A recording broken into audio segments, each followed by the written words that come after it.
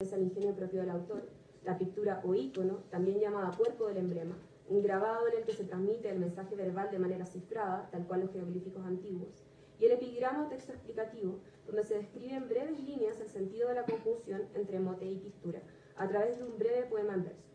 La relación entre imagen y palabra en el emblematum es compleja precisamente porque el ícono no es solo una manifestación pictórica que contiene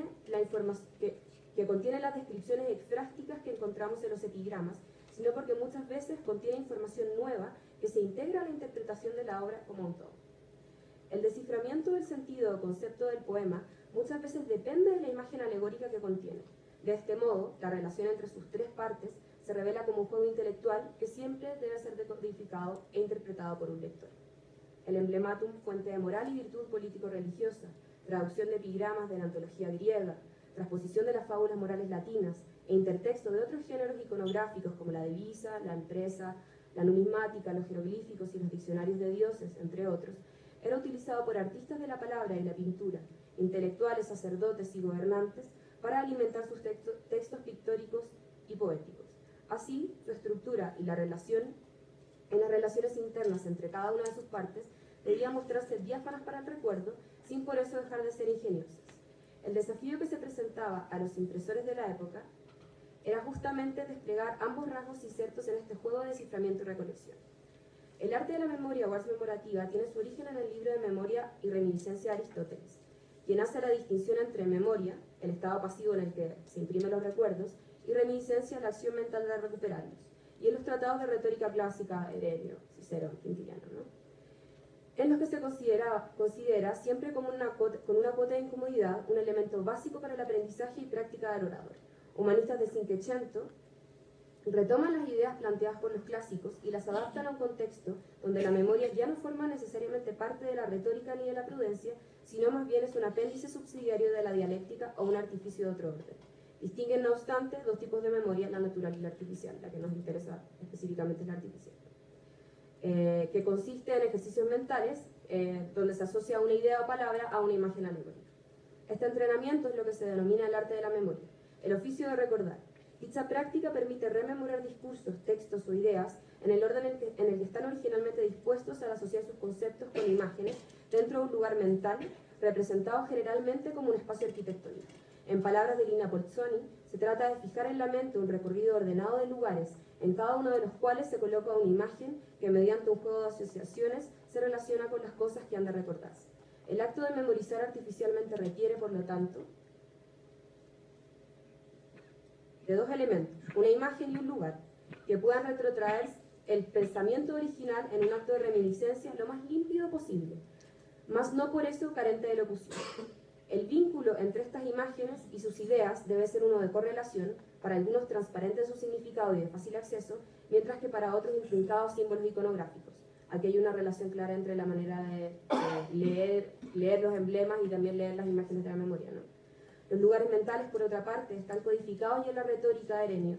No deben ser ni claros ni oscuros, ni muy grandes ni pequeños, cercanos entre sí, y deben tratar de remitir a un espacio arquitectónico conocido por el orador, una catedral, una casa, una calle. Para este ejercicio de reminiscencia, la disposición y el orden son fundamentales. Y ahora voy a hablar cortito sobre los ejemplos que traje acá, básicamente lo más interesante, que tiene que ver con los cambios que sufre el Emblematum Liber entre la edición de 1531, que es la primera que se edita, la edición de 1534, que es aparentemente la primera que se edita visada por Alciato, y luego la de 1550, que se imprime en Lyon, y que es la que posteriormente será reimpresa innumerables veces y que hoy día consideramos como el ejemplar canónico para hacer las reimpresiones contemporáneas que se trabajan. Los cambios presentes en las tres ediciones a las que dedico mi investigación hacen caso justamente de las figuras de memoria para ordenar y conformar el Emblematum Liber. Desde un manuscrito de epigramas traducidos al que el impresor decide unilateralmente agregar ilustraciones, a un género cuyos caracteres se imitan y emulan a lo largo del siglo XVI y XVII, tanto en Europa como en América colonial, las formas de este célebre libro varían de acuerdo a codificaciones del arco. Aquí podemos ver una página de la edición de 1531. Aquí tenemos dos emblemas, Poder Italorum y Insilentium, y en general aquí lo que más me interesa ver es de qué manera los emblemas en sí mismos no son categorías o poemas considerados como un todo unitario, sino que más bien son todos flexibles. O sea, podemos ver que el poema Quaedere Italorum comienza en una página, termina en la otra, Incidentium, bueno, ese está completo, pero podemos, por ejemplo, ver que ahí está el epigrama, o sea, el mote de un emblema, que en realidad no sabemos cuál va a ser, y por otro lado tenemos ahí el epigrama de un emblema anterior que tampoco sabemos cuál es. Entonces está esta concepción de que, por lo menos en la primera edición, esta es un género bastante flexible que todavía no se ha considerado como género propiamente tal en la página del libro. Steiner, ante la incertidumbre de cuánta divulgación tendría el libro Alciato, opta por la ruptura, desmiembra la unidad del emblema para hacerlo caber en la menor cantidad de espacio posible, con miras a una edición que prioriza la beta económica. En la edición de 1534, que es esta, ya se pueden ver los cambios, ¿no? Christian Michel, en cambio, varía notoriamente la disposición. Este libro contiene 113 emblemas. Como se explicita en la carta dedicatoria revisada, es una edición revisada y visada por Alciato. Y los grabados son posiblemente diseñados por Mercure Jolat. Esta impresión marca la pauta para la diagramación de los libros de emblemas posteriores, una donde cada unidad temática y formal, primero título, luego pintura y finalmente epigrama, se encuentra dentro de los límites de una sola página, como es posible ver en esta imagen de la edición antes mencionada. Tanto Foedera como Insilentium se encuentran ahora en páginas correlativas. Rodeados de la carilla en blanco, ambos ocupan el mismo o similar espacio, por lo que el impresor juega con los tamaños y la orientación vertical o apaisada de los grabados.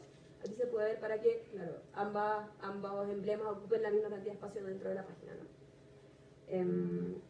Si bien tanto el epigrama como en la pintura estamos independientemente frente a textos que encierran un concepto, el de la alianza política en uno y el del silencio artificioso en otro, y lo transmite mediante técnicas visualizantes, no es sino en su conjunción donde podemos acceder a dicho contenido y por ende recordarlo de manera diáfana.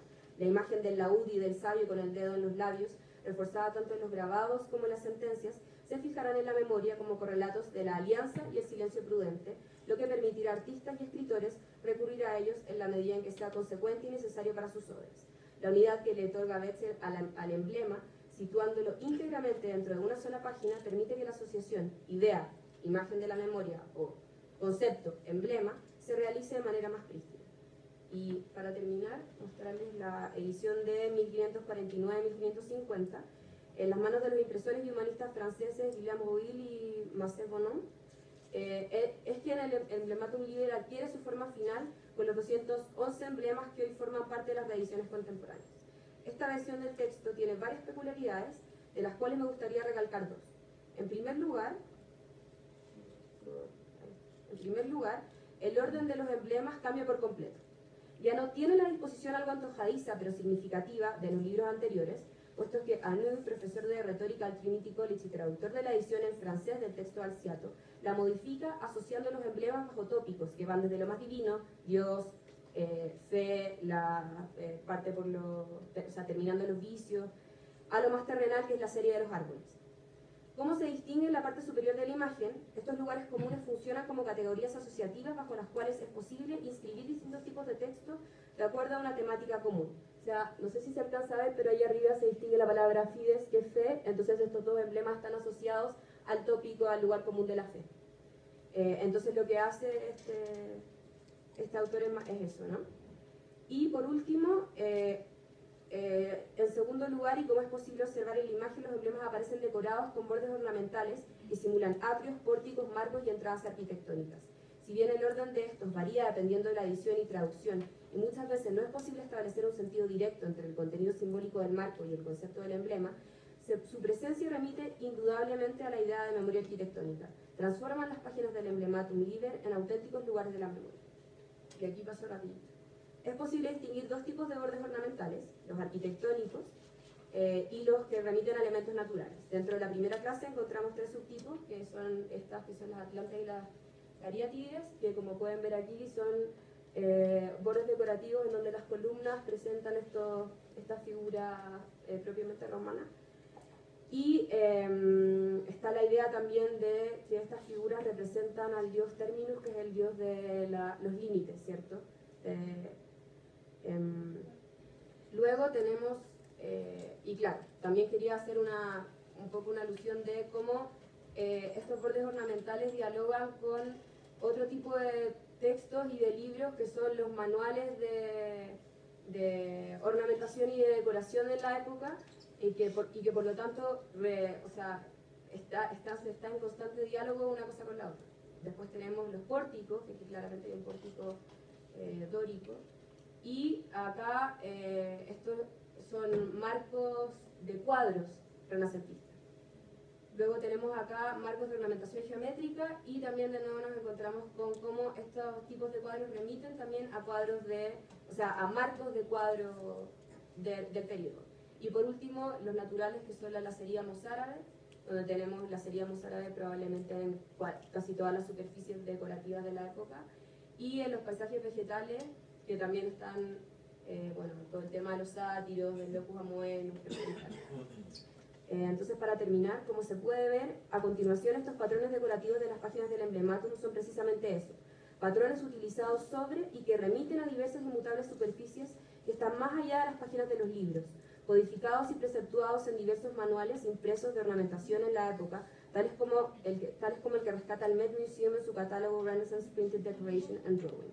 Son columnas, bordes, umbrales, marcos, fronteras, tipologías decorativas que el hombre del siglo XVI encontraba en todo tipo de objetos a su alrededor, eran tan naturales a la vista como Herenio señala que deben ser los loci memoriae, claros y distinguibles precisamente porque recubrían las superficies de cuartos, paredes, ventanas, edificios, indumentaria e impresos recordándonos muchas veces el tópico del horror vacui.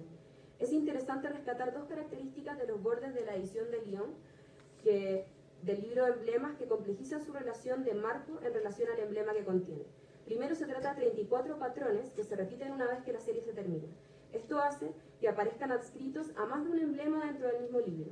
Esto debido a la naturaleza del mercado de publicación de la época, donde una misma silografía podía adquirir distintos sentidos dependiendo del texto al que se la anexara, lo que permitía una recursividad hasta ese entonces inédita. Segundo, que el mismo patrón era utilizado en el verso y reverso de cada página, lo que acentúa todavía más la idea de estos marcos como umbrales espaciales que, como el dintel de una puerta, pueden mirarse desde dentro y desde fuera.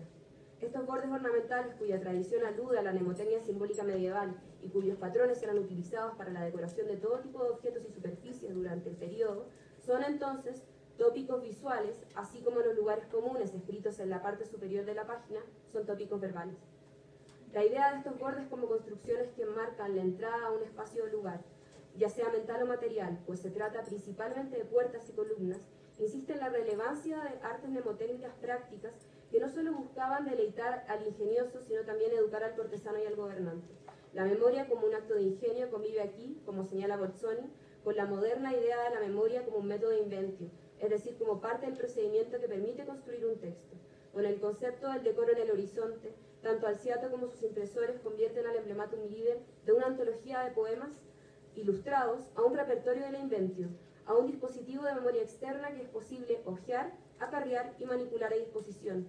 Transforman al libro en un órgano suplementario, en un diccionario de tópicos habitables, pues no solo el tesoro de la elocuencia que ha de sondearse coincide con la enciclopedia y con la biblioteca, sino también la página impresa puede convertirse en una máquina retórica, en un dispositivo de lugares en que penetrar.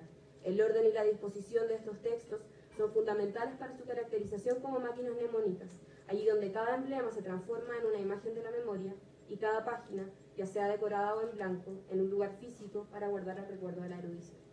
Muchas gracias.